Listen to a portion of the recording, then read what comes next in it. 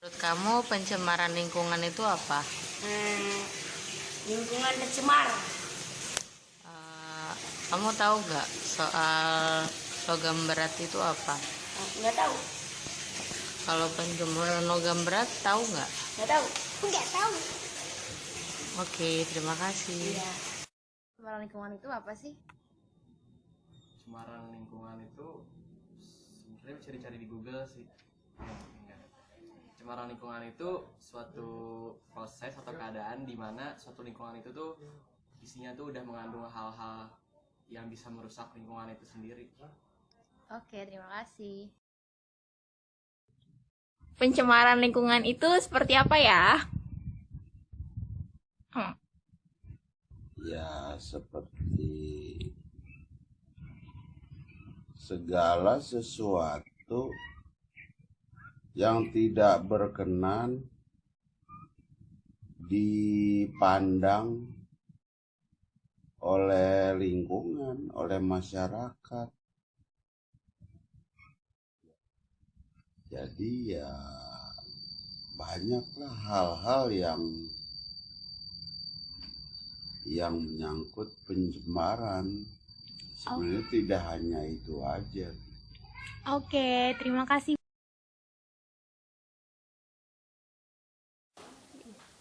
Selamat siang Pak Budiawan.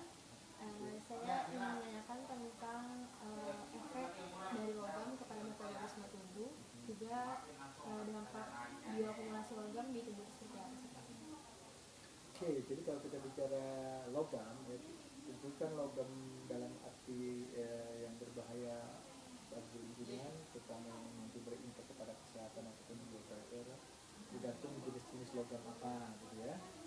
Kalau secara umum, secara kimia disebut sebagai logam berat. Apa saja itu bisa dari mulai merkuri, arsen, kemudian juga timbal, kemudian kadmium, ya, nikel dan sebagainya. Ya. Nah, tentunya jika logam-logam ini ada di lingkungan dan melewati batas kualitas lingkungan yang sudah disepakati berdasarkan standar yang dibuat pemerintah sebenarnya, ya, melalui Kementerian Lingkungan Hidup, ya, maka jika logam yang ada tadi berada di lingkungan melewati batas tersebut, dikatakan dia akan mencemari. Ya. Nah, pencemaran ini tergantung dari jenis logamnya itu. Kalau dalam hal ini misalnya logamnya seperti sebut saja misalnya entah itu arsen ataupun kadmium, maka logam-logam ini akan berbahaya.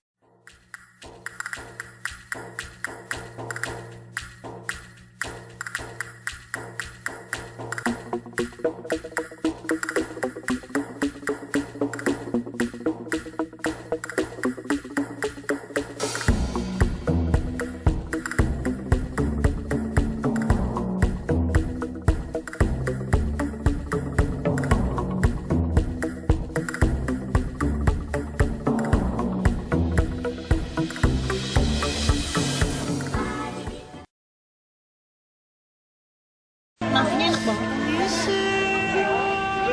Belum.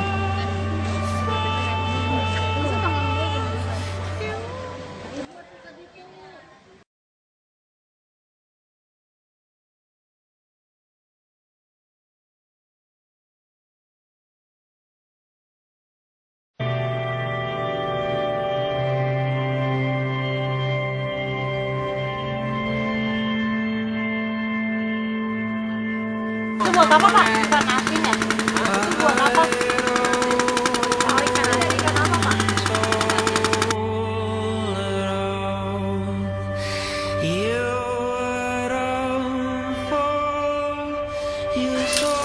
Ini diapain Pak? Dikulitin? buat Tio. Oh jadi laut. Ini asalnya dari mana ya Pak? Asalnya? Laut mana? Laut daerah mana Pak? Ini dari Lampung. Oh dari Lampung.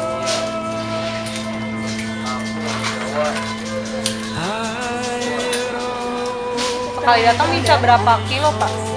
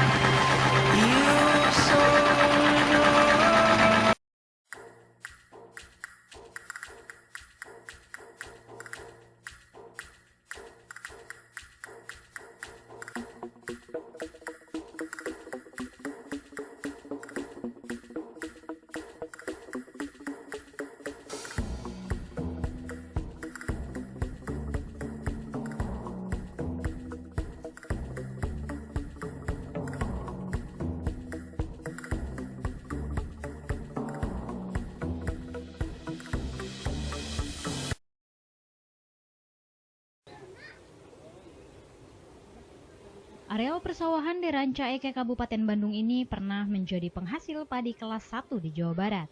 Saat ini kondisinya memprihatinkan. Setelah tercemar limbah industri tekstil dari pabrik sekitaran Jalan Raya Bandung Garut selama puluhan tahun. Kawasan persawahan yang tercemar kurang lebih sekitar 1.200 hektar. Dengan kondisi seperti itu menurunkan produktivitas petani dalam menghasilkan padi. Ketua Pawapeling Adi M. Yadi mengatakan limbah industri tersebut dialirkan melalui Sungai Cikijing yang merupakan subdas Citarum yang menjadi sumber pengairan pertanian warga. Jalan Raya Bandung Garut di depan sana itu mereka dengan lepas kendali membuang lepas sisa kegiatan industrinya melalui media lingkungan ke Sungai Cikijing, yang mana Sungai Cikijing ini adalah merupakan subdas dari Sungai Citarum gitu. Nah, melalui Sungai Cikijing inilah kemudian limbah industri yang kita nilai yang kita lakukan kajian juga bahwa ini mengandung kimia logam berbahaya gitu, sehingga selain daripada ke sungai juga mencemari lahan produktif pertanian yang hampir 1.200 hektar di 4 desa Kecamatan Rancaeke ini terpapar limbah industri dari kegiatan industri yang ada di sana. Padi yang dihasilkan pun tidak berkualitas. Dharma, seorang petani, mengakui untuk produksi satu tumbak sawah hanya menghasilkan 3-4 kg. Satu tumbak itu biasanya 10 kilo. Sekarang mah jadi 4 kilo, 3 kilo gitu satu tumbak teh. Itu teh karena banyak yang kosong ya Pak? Banyak yang kosong. Ia menambahkan untuk penjualannya pun hanya Rp350.000 per kuintal. Nah kalau dijual, padi bagus ya, nyampe 700, 600, sekarang mah cuma 350 per kintal. Copper, arsenic, cadmium, cesium, mercury, and lead. Why is it bad to eat these things? Well, I'm going to explain that here. My name is Mike Adams. I'm the director here of the Natural News Forensic Food Lab, and I am show you why that matters here. So first, let's talk about organs affected by aluminum. The brain is probably, I don't know, do you think some Americans might consider the brain important? I'd say about 49% of the voters, and that aluminum is linked to Alzheimer's and dementia. And it's not entirely clear in the medical science realm how aluminum causes this. Copper, well now copper makes people crazy. Copper is something that affects both your brain and your liver. When it accumulates, well first it accumulates in your liver. And you get this from water in copper pipes, for example, but there's also a lot of copper added to some nutritional supplements, and there's high copper found in certain foods. Over time, a large amount of copper can cause toxicity. Now, a small amount of copper is actually important nutritively, but copper has something called a very narrow range of efficacy, where if you are completely deficient in copper, you're going to have symptoms of copper deficiency, but you only need a little bit, and then if you start to get too much, which happens very quickly, you can have toxic symptoms of copper overload, which begins to show up in your brain and can cause schizophrenia and different types of insanity. In fact, I believe most people who are in insane asylums and psychiatric wards actually have copper toxicity or heavy metals imbalance. Also, many people who are prisoners, violent criminals in particular, have copper toxicity in their brains. So we need to really rethink the justice system in America as well. We throw people in prison, but we don't treat their copper toxicity, which affects their brain, which affects their behavior, which can increase their mood disorders and their risk of committing violent crimes. I'm not saying that people aren't responsible for their actions, but I am saying that copper can make you crazy and make you do crazy things. Instead, they're just, I don't know. So arsenic is very, very toxic, and this is found in many water supplies around the world. It's a common contaminant in wells throughout Asia and India, for example. Along with fluoride, by the way. Fluoride is a very common contaminant in well water, and fluoride is a highly toxic substance as well. So arsenic toxicity causes DNA damage, and that's why arsenic is linked to an increase in cancer rates, and that's why there are so many efforts now around the world to remove arsenic from wells or to remediate the arsenic using different types of filtration techniques and even phytoremediation. Move on to cadmium. Now this one is the most fascinating toxic heavy metal. Cadmium is very deadly to your kidneys. It can cause permanent kidney failure. But it takes a lot of cadmium accumulation over time to have that kind of result. Cadmium also affects skin health and can cause many, many skin disorders. It's bad for the lungs and bone. But what's not even listed on this chart is that cadmium causes personality changes. This is what's really fascinating about cadmium. Cadmium is actually a stimulant. Now, if you take in cadmium, you get a surge. What's interesting about this is that cadmium is a very common contaminant in coffee. So a lot of people who drink coffee are actually addicted to cadmium. Mercury, very toxic heavy metal, neurotoxic, affects babies, developmental toxin.